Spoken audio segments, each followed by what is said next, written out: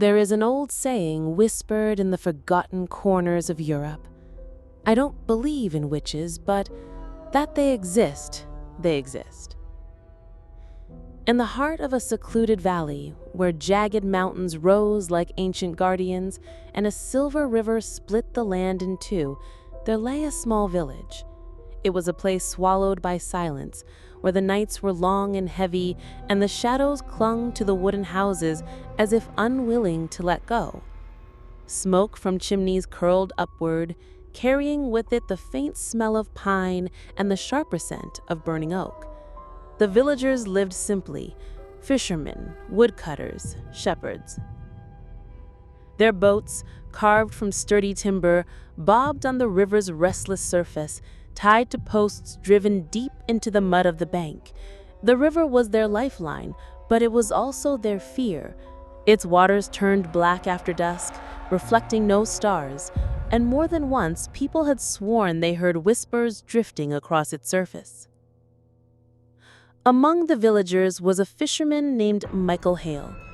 Strong-shouldered, with hands roughened by years of hauling nets and repairing oars, Michael was known as stubborn and proud.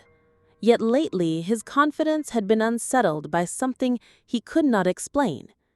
His boat, the small vessel he relied upon to make a living, never seemed to stay where he left it.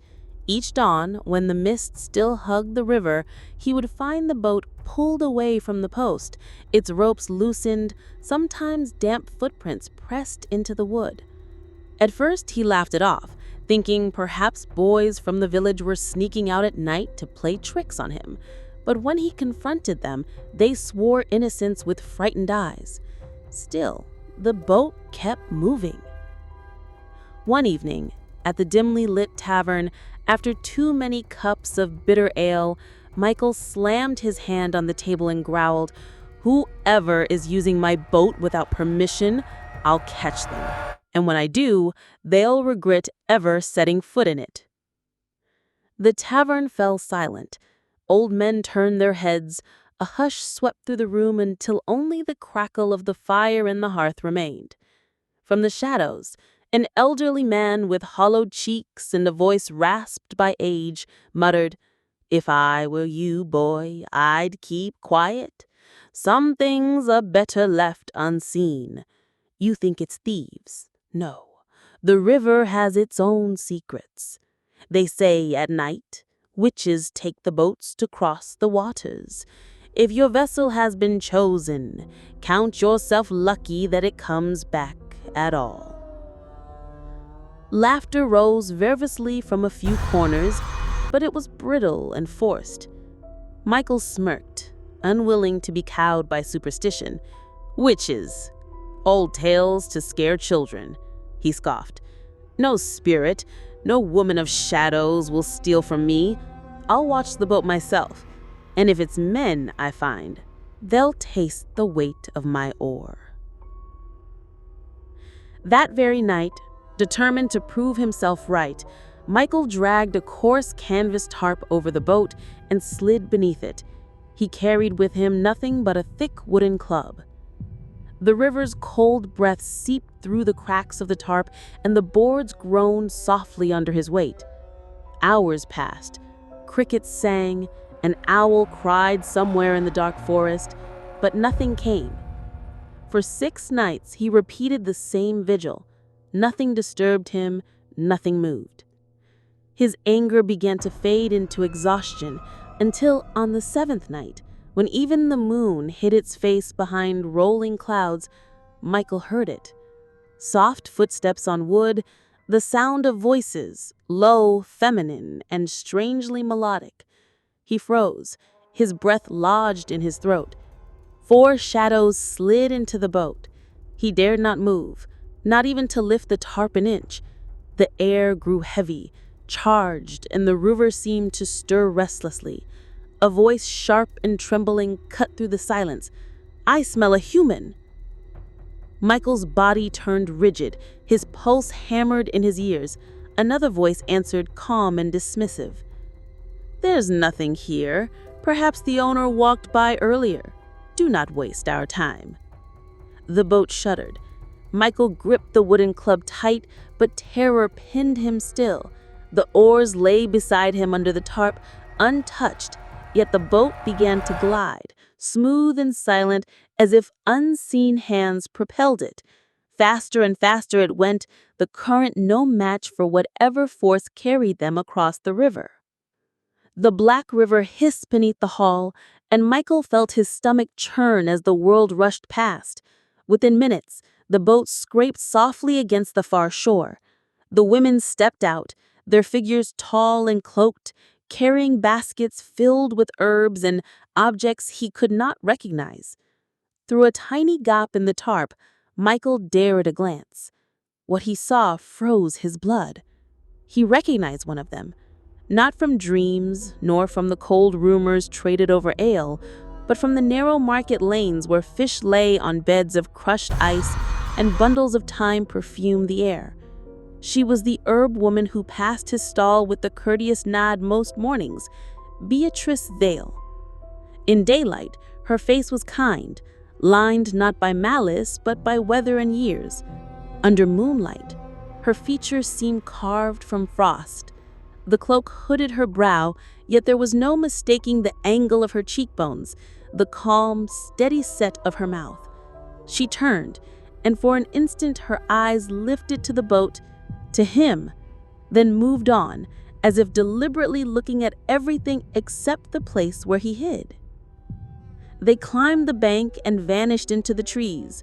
The forest received them with a hush, leaves holding their breath, branches ceasing their creak and sway as though commanded to silence.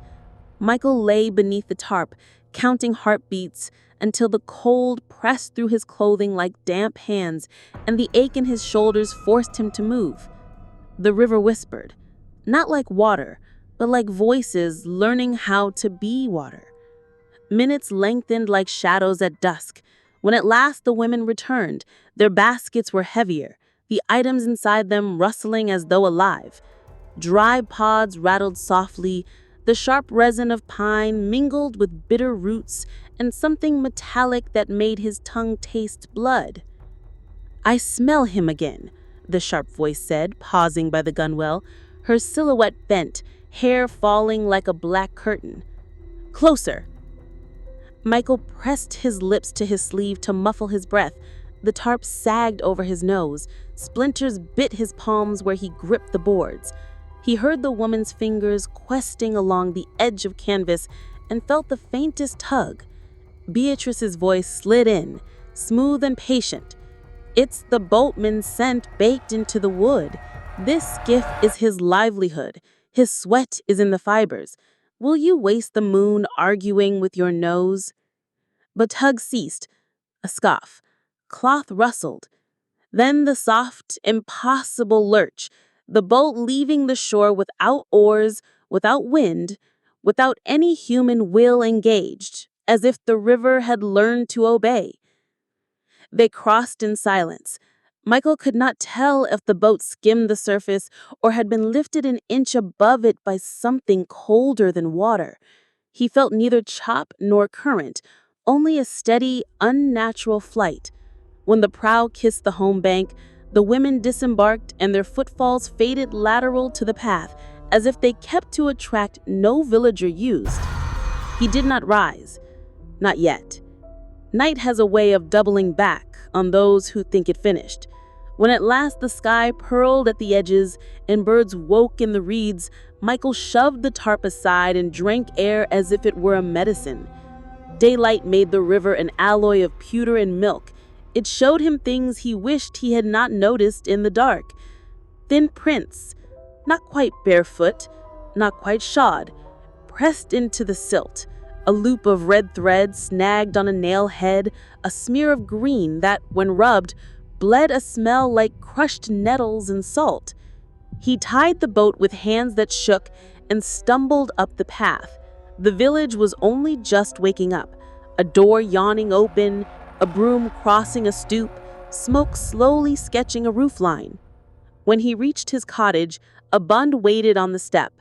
Sprigs of rosemary and laurel bound with that same red thread. He stared until the cold ate through his skin and into his bones. Then he kicked the bundle into the ditch and went inside. Sleep, when it came, did not bring rest. He dreamed of a river that narrowed to a throat and of a moon with Beatrice's eyes. He dreamed of baskets that moved of their own accord, of blue flames that did not warm but emptied the room of heat. He woke with bark under his fingernails and the taste of copper in his mouth. He told himself it had been boys. He told himself it had been the tide. He told himself every story he could invent that did not contain witches. By the noon, the lies were already fraying. At market, Beatrice stood by her stall, laying out neat cones of dried chamomile, pinched bundles of rue, jars of something amber that caught the light